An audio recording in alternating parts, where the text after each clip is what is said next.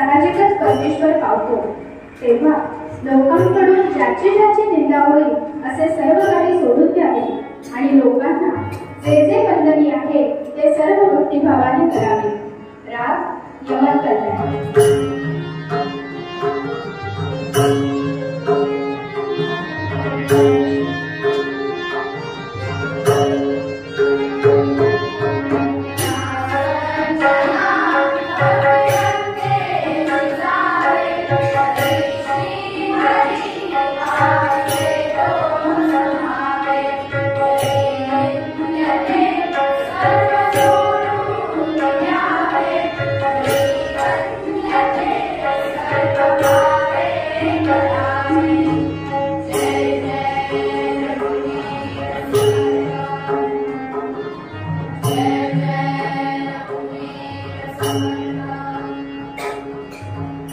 पहाट झाल्यावर श्रीरामाचे स्मरण करावे आणि नंतर श्रीरामाचे नाव उच्चारावे. सत्वर्थ थोर असते ते सोडू नये, कारण सदाचारी माणूसच सर्व जनांमध्ये घन होतो. राग विभास.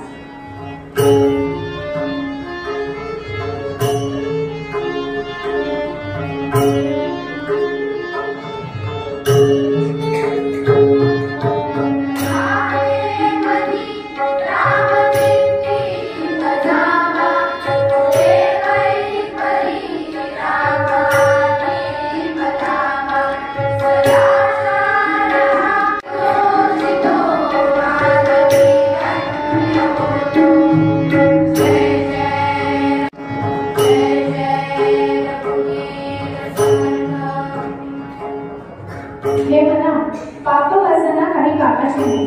निव्वळ पापबुद्धी मनात बाळगू नये आणि नीतिमत्ता सोडू नये. सारासार विचार मनात नेहमी असायला हवा. राग भक्तिनाथ.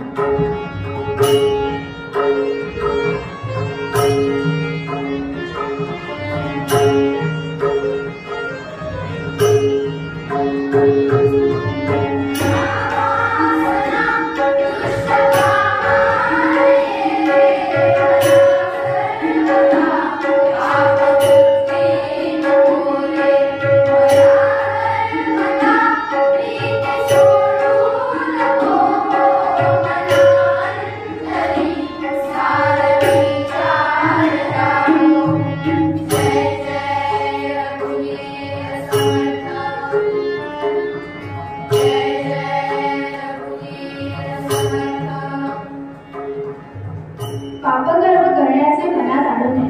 नेहमी सदाचाराचा संकल्प मनात धरावा. विषय वासना मनात असू नये, कारण त्यामुळे लोकांमध्ये चीकूच होते. राग पुर्याधनाशी.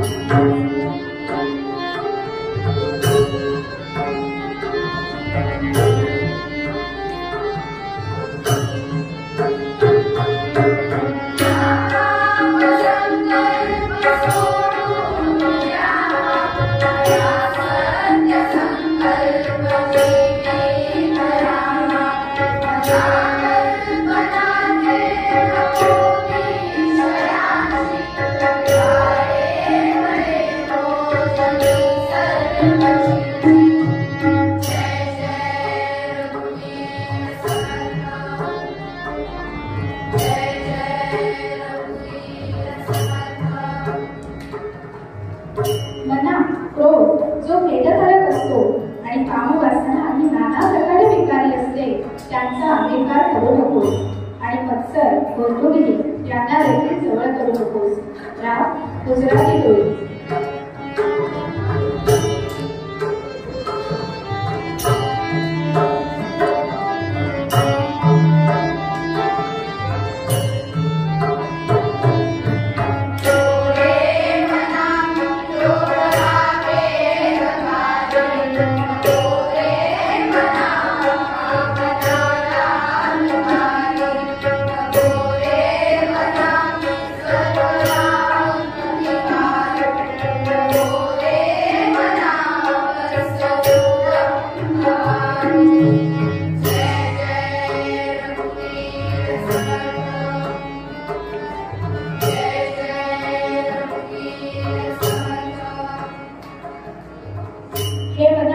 तुझ्याकडे नेहमी धाडस निर्भयी असायला हवे आणि कोणी दूषण दिली असल्यास ती सोसायची ताकद देखील असायला हवी.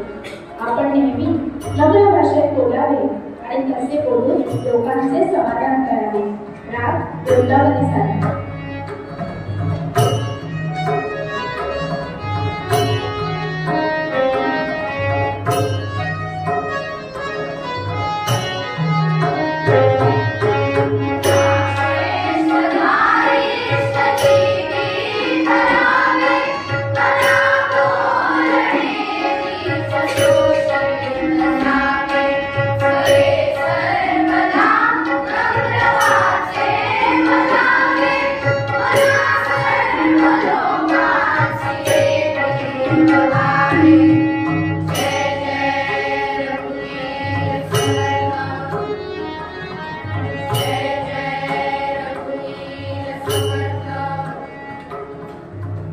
मरण पावल्यानंतर आपली सुकीर्ती मागे ओढायला हवी असेच वर्तन हे सज्जन मना नेहमी ठेवावे.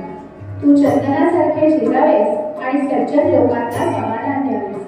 राग शिवरंजन.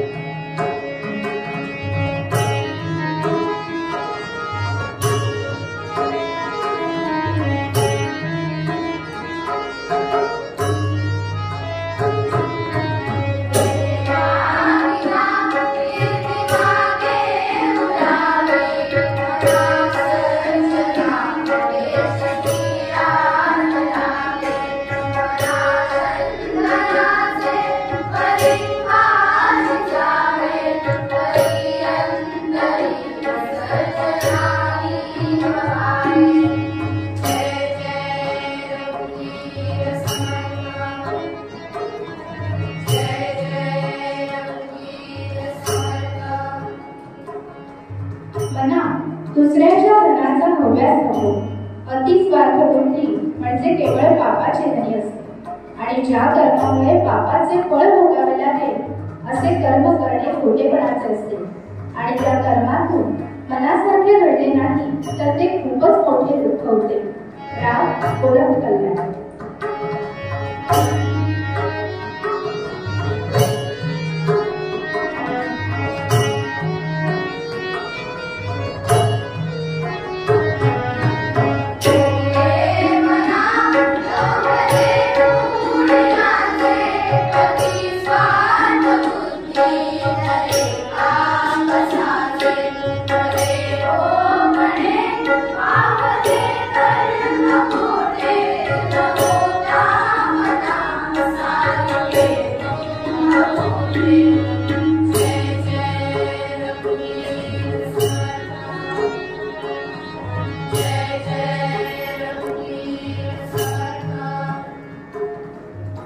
नेहमी श्रीरामांबद्दल प्रेम बाळगावे. सुखोपभोग टाळावा. देहाला पडणाऱ्या कष्टात सुख मानले जावे आणि मनात नेहमी सारासार विवेक भरलेला असावा. राग भैरव.